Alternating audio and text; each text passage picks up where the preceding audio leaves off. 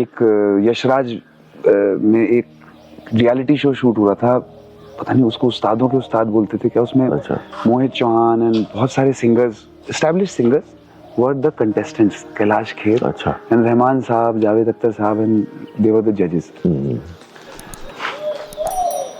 तो उस शो के ड्यूरिंग एक मीटिंग का मौका मिला रहमान साहब से। यूजुअली सिंगर्स को रहमान साहब के साथ काम करने का मौका बहुत बाद में मिलता है अपने करियर में। वो मैं सबसे पहले ही रहमान साहब से मिल गया, तैयारी भी पूरी थी नहीं, अभी अभी आया था बिल्कुल। अब बम्बई पहुंच गया, सब कुछ कर लिया, बैठ भी गया, रहमान साहब आए सामने, मेरी हवा गोल हो गई। रहमान साहब को देखा मैंने कहा नमस्ते सर। रहमान साहब ने बहुत, ये यशराज में मीटिंग हो रही है? यशराज में मीटिंग हुई उनके ग्रीन रूम में। ओके। शो के बीच में, सेट के बीच में वो आए, थोड़ी देर बैठे। मैंने जैसे तैसे गिटार उठा करके उनको कुछ सुना दिया मैंने। अच्छा, मैंने सुनाया भी उनको कुछ अपनी कॉम्पोजिशन, कुछ ऐसे ही जो उस वक्त समझ में आ रहा था वो सुना दिया रहमान साहब को। रहमान साहब ने उम्र पूछी मेरी कि आप कितने साल के हैं। मैंने कहा सर मैं अभी 18 ईयर्स का हूँ। मुस्कुराने लगे मुझे देख कर। रहमान साहब ने कहा अच्छा है, बहुत अच्छा है। मेरी मम्मी भी थी साथ में। फिर उसके बाद हम लोग आ गए वहाँ से। फिर रहमान साहब से पूछा जाता ना पीछे से कि क्या कहते हैं रहमान साहब, तो रहमान साहब ने कहा कि इसकी वॉइस है यूनिक लड़के की, और इसकी सबसे बड़ी स्ट्रेंथ ही वो है कि इसकी वॉइस अपनी वॉइस है। जैसा गा रहा अपनी आवाज में गा रहा। तैयारी के लिए बम्बई अच्छी जगह नहीं है। यहाँ पर इतने इन्फ्लुएंसेस होते हैं, इतने अलग अलग सिंगर्स होते हैं, कितनी बार आप अपनी ओरिजिनलिटी खो बैठते हैं। आप किसी की तरह गाने लग जाते हैं, आप कुछ करने, आपको लगता है ये कूल है। माइंड बहुत फ्यूटाइल होता है, मतलब बहुत ही बचपना भी रहता है उसमें, और अंदाज, हाँ अंदाज, हर चीज आप किसी का कुछ पकड़ने लग जाते हैं कि ये मार्केट में चल रहा है। तो बहुत वल्नरेबल होता है माइंड। अब उन्होंने मतलब गुरु बाण दे दिया, राम बाण बोल दिया उन्होंने सामने, मतलब ऐसी चीज बोल दी जो which kind of changed the whole planning of mine. अच्छा। Now I had two ways to take it. Either I could have taken it कि यार रहमान साहब को मेरा गाना पसंद नहीं, but I understood what he meant to say. He's coming from a place of experience.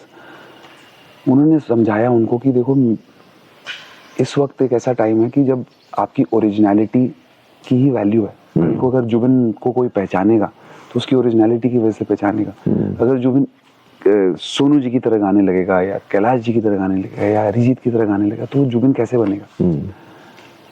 वो बात मैं समझ गया। मैंने कॉलेज छोड़ दिया और मैं वापस चला गया। अच्छा। एक साल में I left college in between.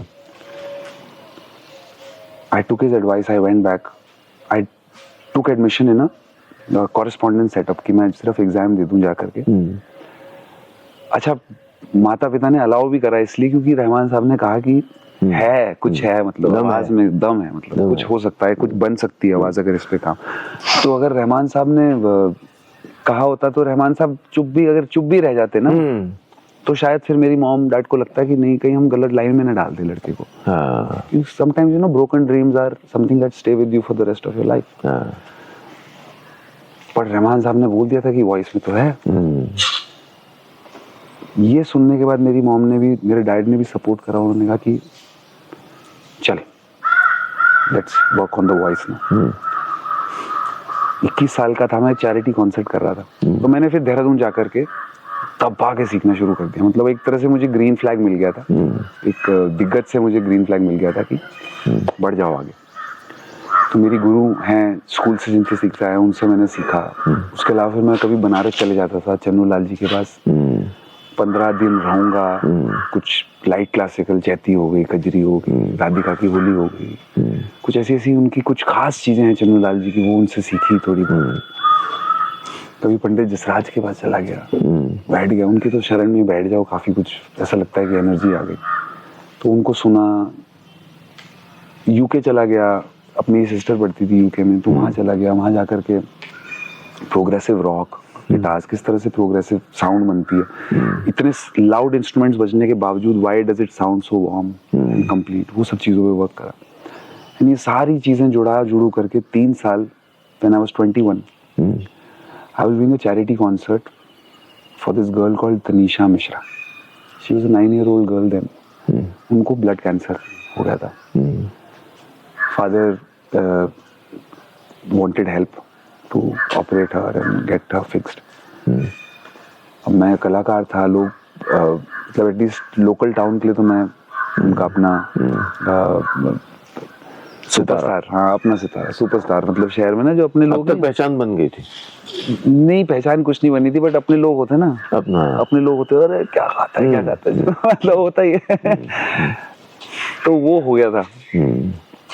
21 I was doing this concert and I just remembered कि यार एक जो मेल वॉइस है ना उसको completely डेवलप होने में ना, specially when it comes to expression, भाव, मैच्योरिटी, 21 से शुरू होती है वो जर्नी मेल वॉइस की. उसके बाद फिर जितना आप चलते जाएंगे चलती जाएगी आगे. 21 साल पे मैं एक शो कर रहा था, रफ़ी साहब का एक गाना गा रहा था, and I could not believe how I was sounding on stage. I was मतलब it was probably the best performance of that time, and I immediately got down from the stage. I met my mom, dad. मैंने कहा कि अभी I think it's time to go to Bombay. शायद workout कर जाएगा अभी. 2014 में तो मेरा पहला 2012 में मैं शिफ्ट हो गया मुंबई.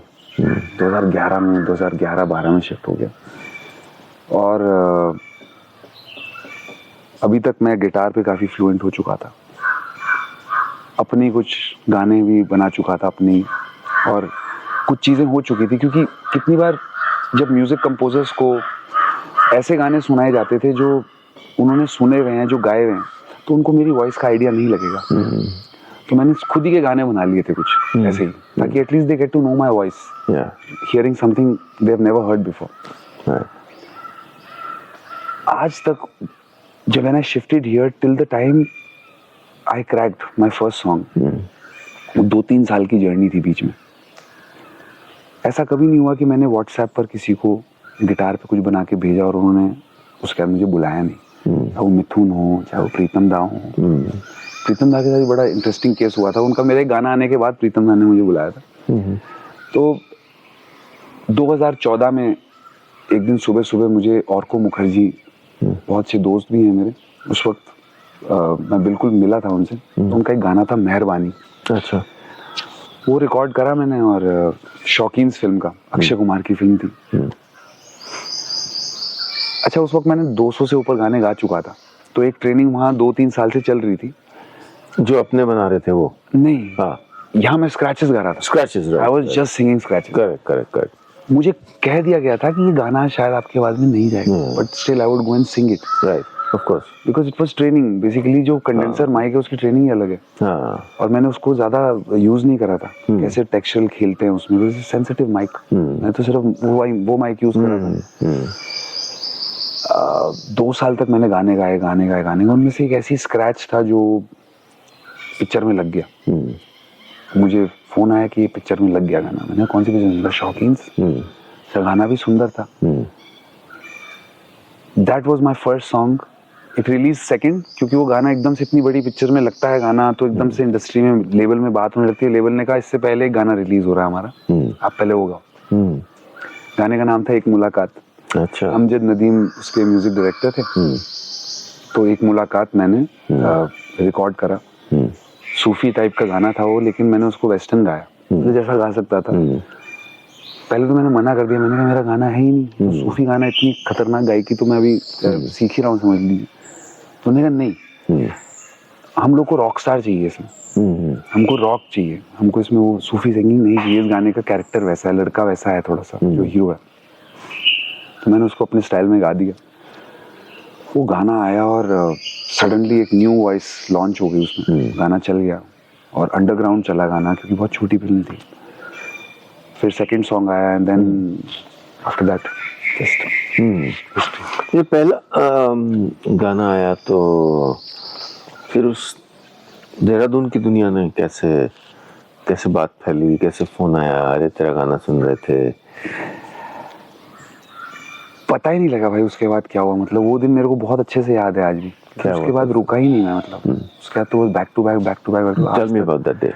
सो सबसे पहले तो अपनी आवाज़ टीवी में सुन करके, टीवी फिर भी उस वक्त म्यूजिक चैनल्स पे ही चल रहा था म्यूजिक, यूट्यूब इतना बड़ा नहीं हुआ था कि सोनली म्यूजिक चलाए, टीवी चैनल्स पे चलता था। और जी का गाना था, जी के अपने बहुत सारे चैनल थे, तो सडनली टीवी पे गाना हैमर होने लगा लेफ्ट राइट एंड सेंटर। और जब भी नई आवाज से कोई एक अच्छी मेलोडी आती है स्टार्टिंग में ना, तो लोग अलग तरह से रिस्पॉन्ड करते हैं। People go like, people want to know more about the song, more about the voice. Industry explode कर गई सडनली। I start getting calls from everywhere. I start getting calls from Pritam da. These were all names that I had heard in newspapers and all this, you know, कि मतलब शंकर एहसान Loy, Amit Trivedi, these are all names जो उस वक्त, मतलब अमित त्रिवेदी की डेव डी एल्बम का मैं बहुत बड़ा फैन था, उन्होंने मुझे बुलाना शुरू करा। मतलब सबने बेसिकली एक्सप्लोर करना शुरू कर दिया वॉइस के साथ। 200 गा लिए थे स्क्रैचेस, अभी और 400-500 स्क्रैचेस गाए, उसमें से फिर और 10-15 गाने लग गए। And then so that day when this released, उस दिन मुझे ये कॉन्फिडेंस भी आ गया और उस दिन मुझे समझ भी आ गया कि अब घुस गया हूँ मैं, अब आगे बढ़ने का टाइम आ गया। मतलब I have to work probably 10 times harder than I was doing till now. And I was a very hard working guy. I used to really work hard with my music. Scratches गाने शुरू करे and बस भाई, मतलब it's just something कि अच्छा, मुझसे ज़्यादा फोन घर, खुद से ज़्यादा फोन तो घर वालों को आते हैं। घर वाले, माता पिता का फोन आया, I saw my mom dad, मैंने कहा यार अभी ठीक है, मतलब they believed me and I proved them. I was not scared of failing. I was scared of failing in front of my parents. वो वाली एक जो चीज़ होती है, मतलब उनके सामने वो इतने विश्वास से उन्होंने बम्बई भेजा और ये सब। So that was like a कि चल अब जो भी होगा कुछ नहीं है, बट एटलीस्ट जो मैं करने आया था मैंने कर दिया, और काफ़ी बड़े गाने आ चुके थे। अब जब आप सलमान खान की फिल्म में नीलेश मिश्रा जी का लिखा गीत प्रीतम दा की कॉम्पोजिशन गाते हैं, आपको लगता है यू मेड इट। तो मुझे ऐसी फीलिंग आई उस वक्त कि यार इतना बड़ा मैंने गाना गाया पिक्चर में, मेरी पिक्चर हॉल में सलमान खान दिख रहा है। It was like that moment of my life.